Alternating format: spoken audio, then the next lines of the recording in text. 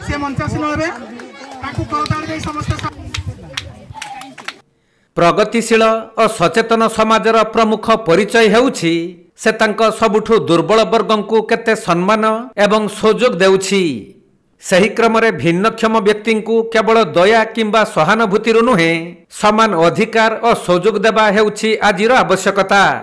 एही चिंताधारा को प्रायोगिक रूप देबा उद्देश्य रे मयूरभंज जिला सोलियापदा ब्लॉक अधीन कोष्ठा पंचायत एवं साधना स्वेच्छासेवी संगठनर मिलित प्रयास रे जुरुका ग्राम रे भिन्नक्षम दिवस उत्सवमूलक भावे पालित होईछि।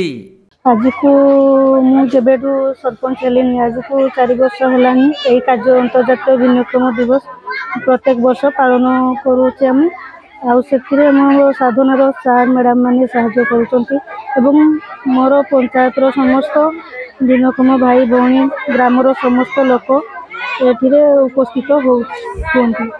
तबे एही कार्यक्रम रे भिन्नक्षम शिशु वयस्क और मानसिक शारीरिक समस्या सहित बंचुथबा लोक माने अंशग्रहण करिथिबा बेले उपस्थित अतिथि माने ज्ञानवर्धक आलोचना करिथिले। भिन्नक्षम माने बोझ नुहंती, से माने समाजर समान अंशीदार। सुजोग मिलिले से माने देश और समाज पई उल्लेखनीय अवदान रखि परिबे। सहानुभूति नुहे सहयोग सम्मान और सुजोग हेउछि सत्य समाजवाद। एक्चुअली आज जो कार्यक्रम होउछि एडा कोष्ठा ग्राम पंचायत एवं साधना मिलित आनुकूल्य रे ए प्रोग्राम होउछि। मोटामोटी भाव जदि आमे देखिबा सबु दिवस परी 3 डिसेम्बर होउछि international day of persons with disability बा अंतर्जातीय भिन्नक्षम दिवस।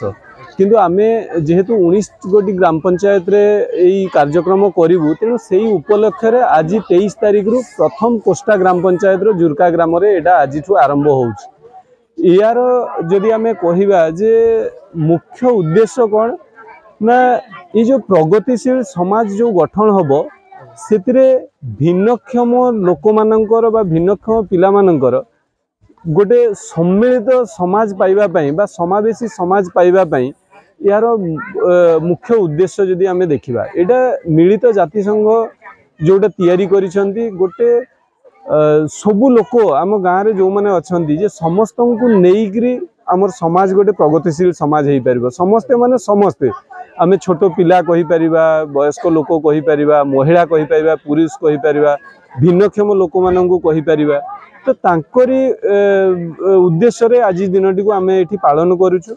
तो आज दिन कार्यक्रम होउची मोटामोटी एबे आमे पदयात्रा जोटा सारिलु एवं एबे कौन करिवार अछि ना तांकर प्रतिभा जो अछि जोटा लुचिकी रहिछि समस्तक पाखरे किछि ना किछि निश्चित भाव रे प्रतिभा अछि।